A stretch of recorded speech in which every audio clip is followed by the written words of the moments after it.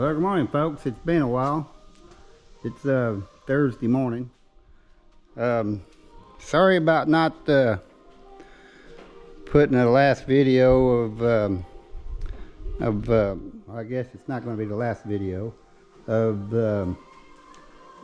me putting the bed on and stuff. I just got anxious and I was wanting to get it on there, and I talked to my body guy. He's about done with Harley 1, and I figured, you know, he was real close to taking this down there, and I figured, well, that's going to be the first thing to do, is take that bed off. Although he did tell me that on painting Harley 1, this black for this Harley Davidson's, I guess he got the same color code or whatever, but that's what he did with the other one. He painted the bed, and then he painted the cab. And they did not, and he put them on there and they did not match. So on this one here, so I got in a big hurry, and I wanted to get that on there so I can take it up and down the road a little bit. And there's only 2, 4, 6 bolts that holds that thing in, and that thing's all made out of fiberglass, so it's really light. And there's only 4 bolts that holds that bumper on there. And so it didn't take me hardly any time at all, and I was wanting to get it set back on there, and so I can take it down the road with the new frame and stuff on it. So I figured, well, there's no big issue of taking it back off, because actually, since I did the whole underneath of that cab there of the rust conversion stuff, where the rust was showing and stuff, and then went ahead and spray painted it with a gloss black. That I should have went ahead and done that, set it up on the end, you know, and power washed and blowed off all the loose rust and stuff on the little seams and stuff where there's rust showing, just like was underneath the cab, and then dabbed it with that rust conversion, and then went ahead and shot it with the gloss black before I put it on there. Like I say, I weighed it out, and I said, well, I don't want to take the time to do that. I'm wanting to get on to other issues and stuff.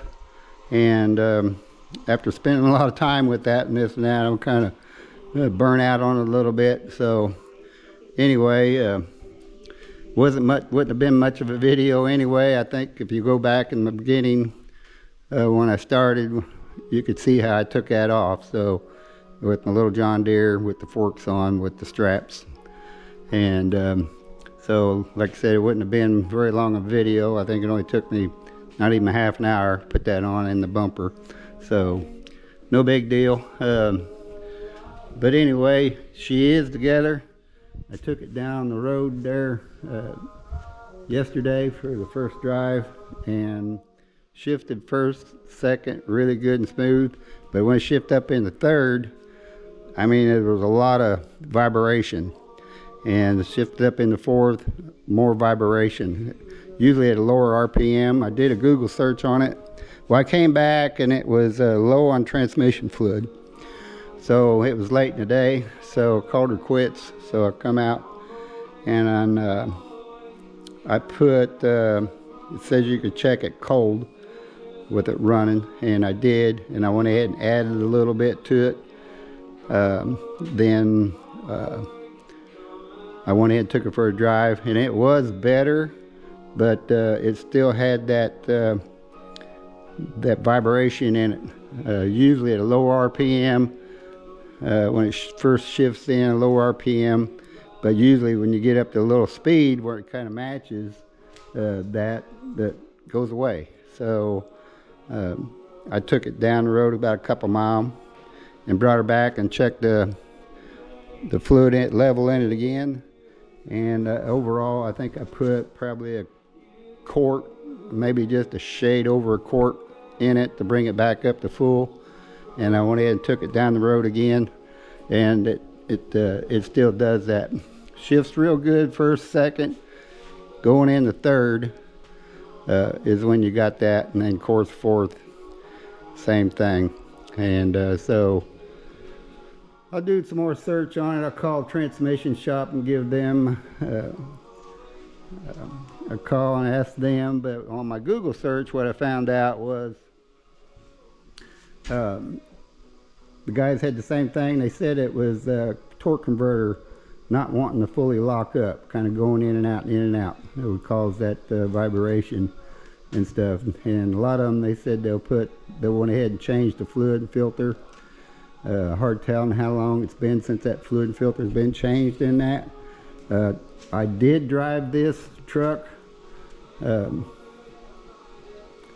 probably about 5 miles when it was at a frame shop, and I went ahead and drove it home, and I did not notice that roughness there.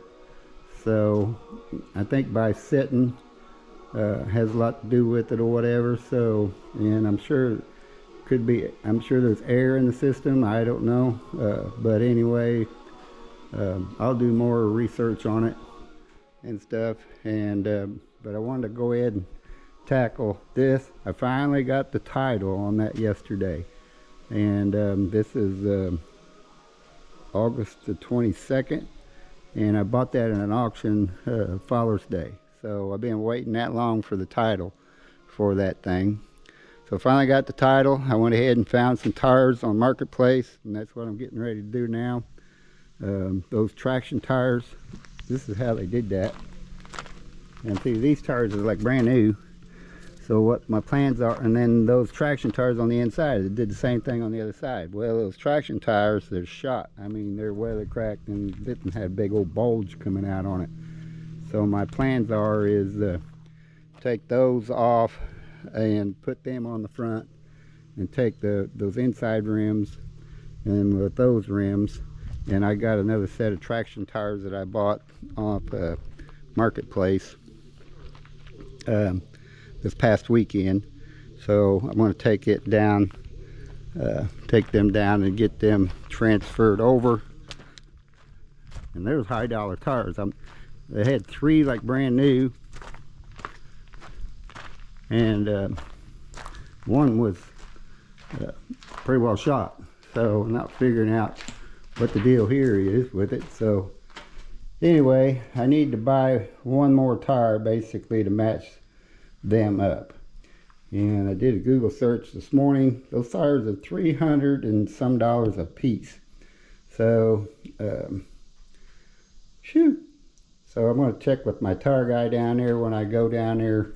I got an appointment Monday morning to get new tires for this girl here, and then I'll probably get with him down there, and I'll probably just get a different tire. It'll be a different brand. Tread will probably be a little bit different on it, but hey, I don't really care. I'll be done with it. So and I'll get them back on. I'll put all these on the back then. These guys here, them are 19.5s, and they had those adapters that was on it.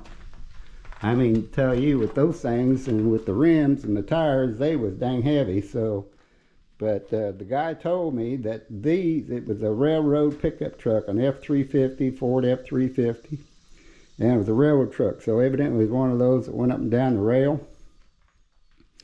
And them a fit an F-350, Ford F-350. I'm sure it's 16 inch. That's what mine is anyway. And then those adapters there will fit these 19.5 tires and wheels. A lot of guys are wanting to put this like semi tires and stuff around their pickup truck. I'm not really too crazy about it. So I'm going to clean them up and probably list them with those 4 rims there, and see if I can't get those sewed. So anyway, that's my plans there.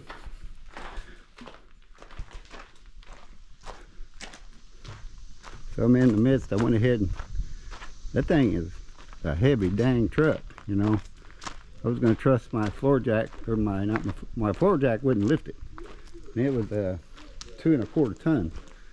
So I got my 20-ton jacks under it, and I was planning on putting those jack stands under them. You can see they're not very heavy duty, and they was kind of wanting to buckle them things. So I figured, well, I got two 20-ton jacks.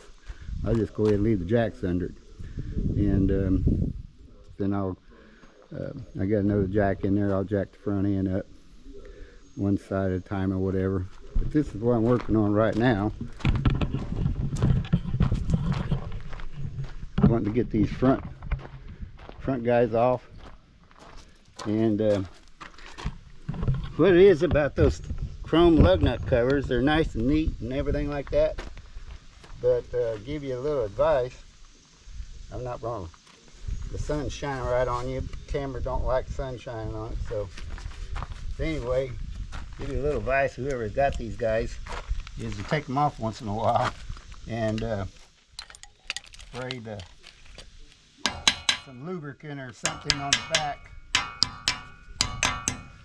because they don't seal very good, and moisture gets in there and just rusts it. See there? So, I mean, they're nice and pretty, but you gotta maintain, you know. So, of course, I'll get a new set of these. So I wanted to show you a little bit.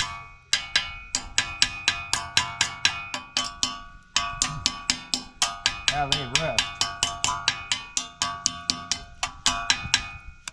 But we'll go ahead and get you out of the sun, because the camera's going to shut down anyway with the sun shining on it. It's kind of warm out here today, so I'm going to go ahead and get these off, and then I'll get it jacked up.